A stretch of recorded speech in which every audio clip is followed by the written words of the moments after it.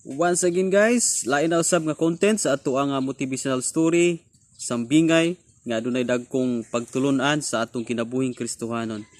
Guys, daghan kayo mga panahon nga dili masaligan sa gamayng butang. Mao po nang hinungdan nga wa kita saligi sa dagkong mga panalangin o dagkong mga butang sa atong kinabuhi. So this parable o kini mga sambingay maghisgot kini sa kung kasaligan kita sa gagmayng butang, saligan usab kita sa dagkong mga butang. Para mas masabtan nato inani ang senaryo sa ato ang sambingay. About kini sa management, okay? Pag-manage o pagkapiniyalan. Adunay amahan nga pobre kaayo sila guys. Doon sa duha ka anak nga manununod sa iyang mga kabtangan. Kung mo kay pobre sila, wa gyud sila mapasunod gyud sa iyang duha ka anak. So ang gihimo sa amahan iyang gitagaan o kabilin ang iyang anak nga tagsa sila ka salmon nga bugas nga humay. O kining maong bugas nga humay tagsa ka salmon nga may ra maging salmon nging na niya ang iyang duha ka anak nga nak wa gyud ko laing ikabilin kaninyo pero kani ako ning ihatag ninyong duha onya moabot gani ang 15 years kaning akong ihatag nyo karon kung kabalo mong manage ani pagkaabot og 15 years ani mudato mo kung kabalo lang mo manage. Okay, tagsa sila ka salmon nga bugas nga humay. So nahuna-huna sa duha nga unsa man ning ihatag ni Papa, unsa may iyang buot ipabuhat ipasabot na mo niini. So moto nga ang gihimo sa manghod iyahaning gi lungag kay usa may ana man ang manghod nga maora ni ikabilin Papa unsa may naa ni 15 years pa 15 years man pay lungagon so gilungag niya ang katong usa ka salmon nga gihatag ni Papa niya. So kaduha ra niya gikaon niya buntag pagkamudto hurot na ang usa ka salmon nga humay bugas. Pero ang usa nga magulang nahuna-huna niya nga insakto si Papa tungod sa among kapobrehon. Salamat kay si Papa nakahatag og kaalam ini. So dunay kaalam itungha sa magulang umiyon siya. Yes, tinuod pag abot og 15 years kung kabalo na kong manage ini gamay kaayo nga butang mahimo kong saligan sa dagkong mga butang og dagkong panalangin. So yang gihimo ngayo sa Ginoo og kaalam. So gitagaan siyang kaalam nga ipabayloan og piso sa iyang silingan. So katong usa ka salmon nga bugas humay gipabayloan niya og piso sa silingan. O katong maong piso kay bayman manok iya tong gipadako hangtod nga nahimo siyang himungaan, hangtod nga nangitlog og hangtod nga katong mga itlog gihimo gihapon yang himungaan ang uban sunoy. Hangtod nga nagdubli-dubli, daghan ang mga himungaan, daghan na pong itlog, daghan na pong mga sunoy, hangtod nga nagkadaghan gyud ang iyang manok. Niabot sa punto nga pagkadaghan sa mga manok, iya kining gidungan og baligya ug gipalit niya og baboy. Katong baboy nga bayi iyang gihimong bigal, hangtod nga nakaanak ang maong bigal, ug katong mga anak sa maong bigal ang mga bayi gihimo gihapon yang gipadako ug gihimo gihapon mga bigal. Ang mga buto gihimo niyang butakal. Hangtod nga nagkadaghan gyud ang iyang mga baboy. Og iyang gibaligya ang mga anak sa ubang mga baboy, mga dagko na mga litsunon gipamaligya niya. Og iya na pong gipalit og karabaw.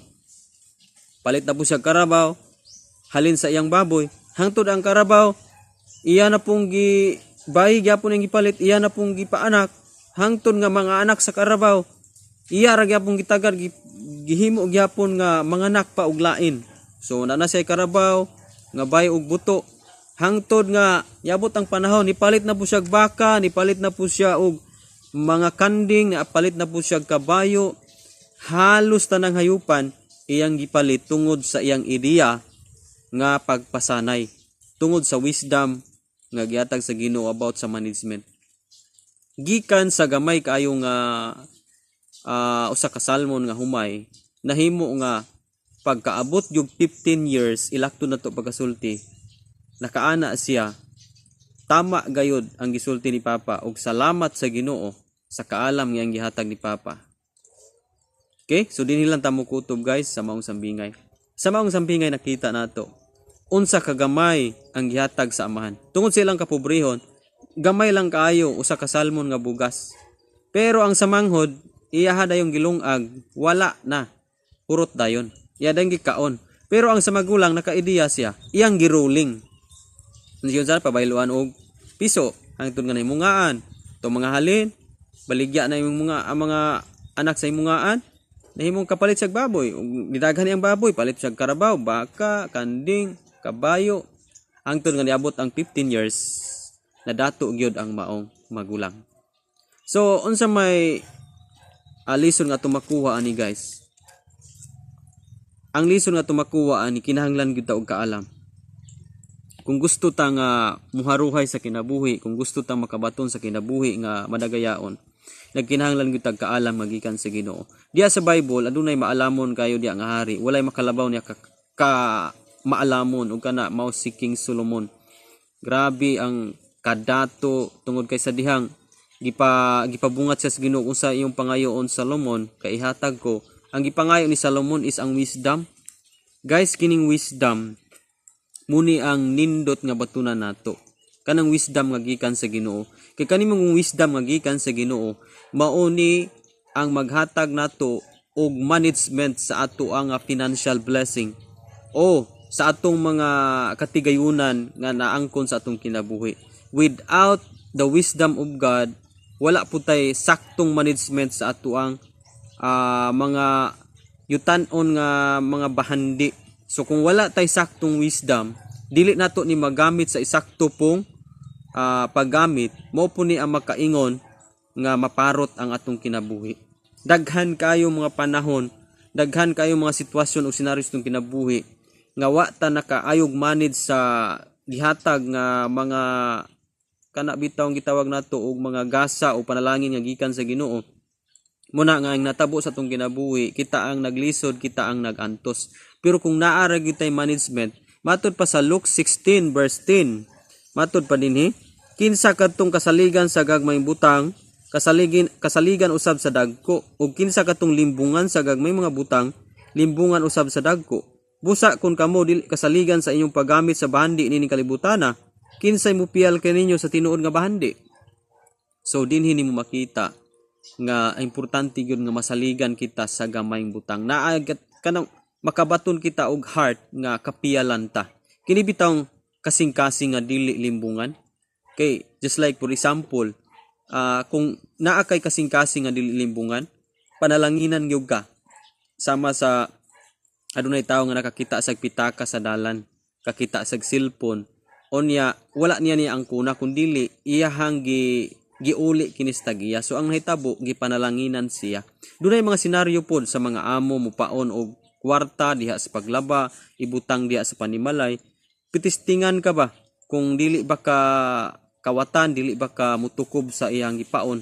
So kung mutukob ka, dili ka i-promote niya. Pero kung makita sa imong amo nga kasaligan ka sa iyang gipaon, dunay tendency niya nga pausbawan niya ang imuhang sweldo. Muna nga kung ang tao dili gyud limbungan, bisan paunan kag 20, gamay ra kayo nga butang, paunan ka dili ka limbungan, bless ka sa Ginoo sa dagkong mga butang. Muna nga sa atong kinabuhing Kristohanon, dapat ma-apply nato kining management o kining kapiyalan ta kanabang dili ta manglimbong sa atong isig ka tawo, and especially dili ta manglimbong sa tubangan sa Ginoo. Kay ang pagkamalimbungon sa tubangan sa Ginoo, mo ni ang makaingon nga magkalisod gayud ang tao. Dili gud ta i-bless sa Ginoo, wala gyud blessing nga paabuton ang taong limbungan. Kay ang taong limbungan matud pas penaltiyon sama kini sa balas sa iyang baba. Okay? So lisod kaayo nga magkaon ta og balas, magkaon tag limbungan. No, dili ta produktibo. Muna nga kung kapiyalan ta sa gamay nga butang, piyalan usab ta sa dagkong mga butang. Okay? So ang management niini ang wisdom pangayon ginato sa Ginoo. Aron nga mapiyalan ta niya sa dagkong mga butang. Okay? Kung unsa mga butang nga naa nimo karon, gagmay man siguro na. pag matinud-anon sa tubangan sa Ginoo. Kung doon na kay panalapianong bahin, dapat magmatinud-anon gyud ta sa tubangan sa Ginoo. Aron nga ang Dios magabuo pa sa iyang dagko ug nanghingapin nga mga panalangin sa ato nga kinabuhi. So kung na-bless ka nimong sambingay, di nilang takutob, paki-comment lang sa atong comment section. And be sure guys nga nakasubscribe ka sa ato nga channel aron nga updated yung kakanunay sa ato mga video upload o sa mga sambingay nato. God bless. O kita-kita na buta sa next na po nato nga sambingay.